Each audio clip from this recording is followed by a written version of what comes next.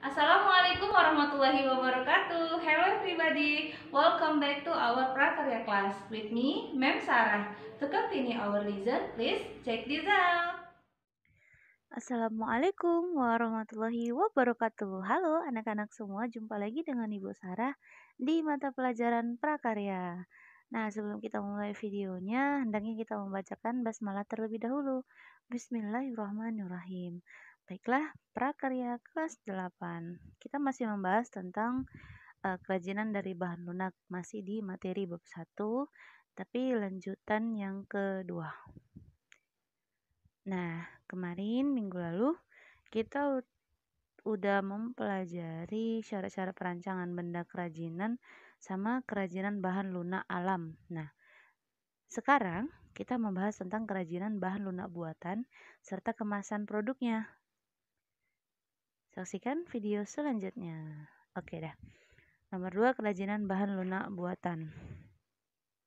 Jadi beragam benda kerajinan dari bahan buatan dapat diciptakan dan dibuat berdasarkan bentuk dan bahan yang digunakan. Nah, bahan-bahan yang digunakan memiliki sifat dan karakteristik yang berbeda-beda. Mari kita pelajari bersama-sama. Yang pertama, kerajinan lilin. Nah, minggu lalu kita udah bahas tentang ciri-cirinya. Jadi, lilin dan parafin itu adalah salah satu bentuk kreativitas dan kesenian yang memanfaatkan lilin sebagai bahan dasarnya. Nih contoh, ini alat dan bahan pembuatannya. Ya, jadi lilin ini kita tahu sumber penerangan di dalam rumah ya, tapi di prakarya ini bisa dijadikan sebuah benda kerajinan. Nah, bahan produksi lilin yang pertama lilin lebah, ada lilin batang, ada parafin, plastisin, sama silikon katalis, lalu tali sumbu atau pewarna. Terus untuk alatnya ada cetakan, ada panci, kompor, sama sendok. Nah, ini produk-produk kerajinan lilin ya. Ada yang menggunakan bahan kombinasi seperti daun pakis yang di ujung atas. Ada yang bentuk-bentuknya itu sangat unik, seperti makanan atau bunga-bunga. Nah, bagaimana prosesnya? Nah, ini prosesnya. Jadi, proses pembuatan kerajinan lilin yang pertama itu kompor dinyalakan, masukkan lilin dan dicairkan. Masukkan tali sumbu agar tali sumbunya itu kaku. Yang kedua, letakkan tali yang tadi di tengah cetakan, tuang lilin cair ke dalam cetakan. Nah, ini cetakannya boleh dibantu pakai kayu ya, atau 2 pengait agar sumbunya tetap tegak. Lalu yang ketiga, buka lilin setelah 15 menit dari cetakan aneka bentuk. Ini kalau misalnya kita pakai bentuk-bentuk bunga. Pakai gelas juga boleh, tergantung cetakannya. Yang kedua adalah kerajinan fiberglass.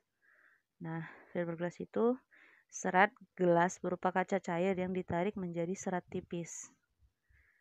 Ya, kerajinan yang dibuat dengan menggunakan bahan dasar fiberglass yang telah dicampur dengan resin sebagai penguat, baik itu resin bening ataupun resin yang buram, dan kemudian diolah dan dibuat bentuk 3 dimensi yang memiliki nilai seni indah. Nah, kalau di contoh gambarnya ini pakai resin bening ya, makanya yang benda yang di dalamnya itu nampak. Nah, ini alat dan bahannya. Satu, bahannya resin sama katalis ya, matte fiber, cat akrilik, silikon, dan yang terakhir katalis plastisin. Kalau bahannya, alatnya ya, ada mangkok, sendok, cetakan silikon, sama gunting. Nah, ini produk kerajinan dari fiberglass.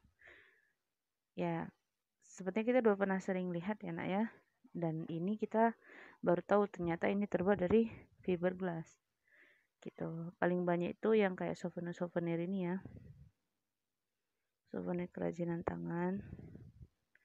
Oke, selanjutnya prosesnya. Nah, fiberglass itu yang pertama resin sama katalis itu dicampur. Perbandingan itu 20/1. Resinnya 20, katalisnya 1. Lalu cairannya tadi masukkan ke dalam cetakan silikon. Kalau udah kering, Jadi fiberglass itu dapat dilepas. Kalau sini contohnya kayak ini patung Buddha ya, sebelah situ. Jadi fiberglassnya dapat diberi warna saat masih cair ataupun sudah dalam kondisi keras. Kita masuk ke 3C, gips ya, kerajinan adonan gips. Terbuat dari bahan gips atau bubuk gips. Jadi merupakan bahan mineral yang tidak larut dalam air dalam waktu yang lama jika sudah menjadi padat. Jadi kalau gips ini banyak diminati orang karena pembuatannya itu terbilang mudah gitu. Namun kita perlu terlebih dahulu membuat cetakannya dulu gitu. Karena kan bahan gips ini merupakan bahan bubuk. Jadi dicairkan dahulu jika mau membentuk seperti yang kita inginkan, harus dibuka cetakan terlebih dahulu. Nah, ini bahan dan alatnya. Bahannya ada gips, bubuk gips tadi, plastisin, sama cat. Alatnya bisa gelas, sendok, sama cetakan plastisin yang tadi. Nah, ini produk kerajinan. Yang kita lihat ini ada seperti yang souvenir. Kita juga baru tahu kalau itu terbuat dari gips. Lalu gips itu juga bisa membuat untuk cetakan. Nah, cetakan celengan-celengan itu bisa dibuat dari gips juga. Jadi gips bukan hanya berbentuk kerajinan, tapi dia juga bisa membuat cetakan kerajinan itu ya. Nah, ini yang keempat, proses pembuatan kerajinan gips. Yang pertama itu, gips itu diaduk sama air sampai kental. Setelah kental, dimasukkan ke dalam cetakan. Ya, 15 menit kita tunggu sampai kering. Cetakan kita buka. Nah, baru kita jemur gips tadi agar kering sempurna. Ini contohnya celengan ya, gips diamplas lalu diwarnai. Banyak kita lihat gips ini di daerah perbatasan mau keluar Medan ke Brastagi. Nah, itu kanan kiri banyak yang jual-jual celengan yang terbuat dari gips. Oke, kita masuk ke kerajinan sabun. Nah, sabun, siapa yang nggak kenal sabun? Sabun merupakan bahan lunak buatan yang dihasilkan dari zat kimia tertentu. Kita kan gunakan sehari-hari sebagai bahan untuk membersihkan diri pada saat mandi. Jadi kerajinan dari sabun termasuk karya seni yang praktis dan mudah untuk dibuat karena hanya menggunakan bahan baku sabun batangan ataupun sabun cair. Nah, ini contohnya ya, bahan dan alatnya. Terdiri dari sabun batang atau sabun yang batangan yang udah dicairkan. Lalu alat pembuatan kerajinan itu ya ada cukil. Kalau kita mau mencukil-cukil, ada pensil untuk membuat pola, dan ada cetakan kalau memang kita pakai cetakan. Produk kerajinan sabun ya, beberapa diantaranya ada yang berbentuk boneka, beruang, kelinci, ini dipahat, sama juga yang kayak seperti ikan ini. Lalu yang bunga ini adalah sabun yang dilembekkan, jadi baru dibentuk seperti kelopak-kelopak bunga. Kalau yang paling ujung atas gambar nanas itu pakai cetakan. Nah, prosesnya ini ada yang pertama itu teknik ukir atau cukil ya. Kalau nggak ada cetakan ya diukir gitu. Kalau ada cetakan dapat dibuat dengan teknik cor. Nah, jadi sabunnya itu sketsa dulu, baru dicukil bagian atas, dari tekstur pada bagian dasar dengan mata yang dicukil yang berbeda, lalu sabun hias udah jadi. Nah, ini yang paling simpelnya. Yang di sebelah kanan ini juga ada prosesnya, bisa diukir atau cukil. Yang di sebelah ini pakai cetakan, jadi sabunnya dipotong-potong, dipanasin sampai meleleh, baru dituang ke cetakan. Itu bisa juga.